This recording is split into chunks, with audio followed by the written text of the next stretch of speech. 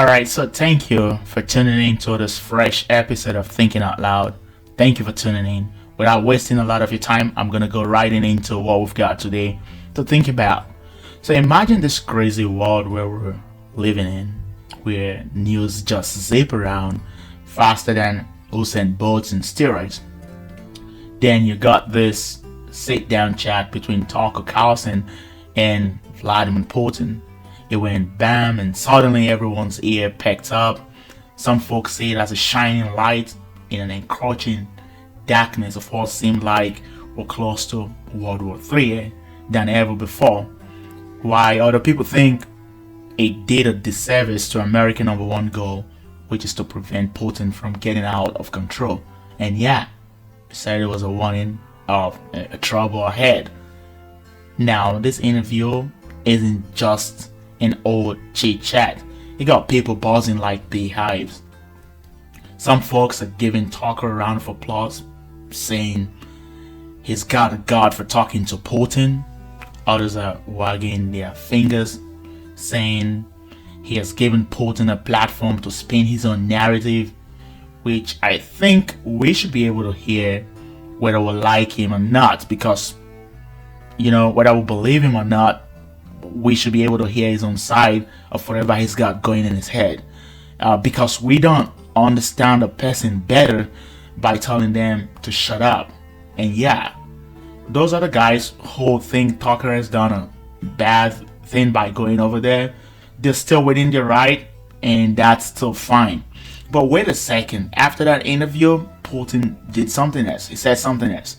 When he was asked if he would rather have Joe Biden or Trump as a president, he dropped a bomb, and he said he would rather have Joe Biden over Trump because, according to him, he said Biden is supposedly more predictable, leaving someone like me with a raised eyebrow and a puzzled expression. Is Putin playing a mind game with us Americans, or is he trying to mess with our heads by saying he prefers a guy half of Americans think is losing his marbles? Or maybe he's just scared of Trump's wide unpredictability. Understanding Putin is like trying to solve a Rubik cube blindfolded. Get me, he's been running the show in Russia for ages, and by ages I mean for about 20 years now, in case you didn't know. So he's got his aura of control, yet his move on the global stage sometimes feels like he's rolling the dice in a high stake of poker game. His words often leave me, I'd say some people, scratching their heads and wondering what the heck is it really up to. But here's the thing. Instead of brushing off Tucker's interview or mocking it, maybe we should be cheering for more of this kind of talk or sit down and hear me out. The more Putin talks, I think, the more chance we have catching him slipping up or giving away his game plan for Eastern Europe. Picture this with me. I said a lot of journalists all lining up to grill Putin with questions.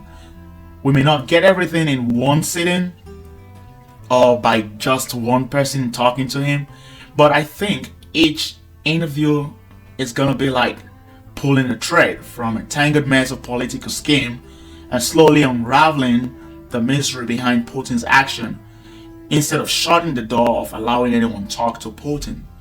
And why does this even matter in the first place?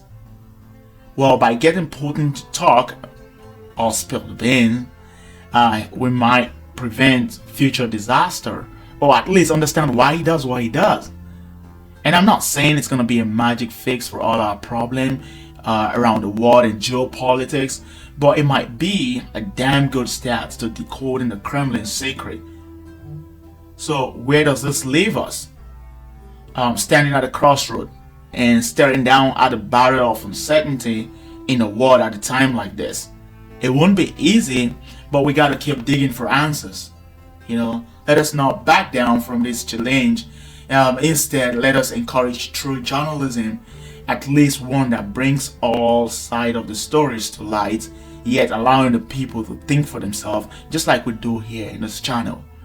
And who knows, maybe Tucker Carlson interview won't be remembered for all the dramas and the reaction, but for sure it's gonna be remembered. I mean, as that guy who was ready to go talk to someone we're all told not to listen to or to even talk to in the first place.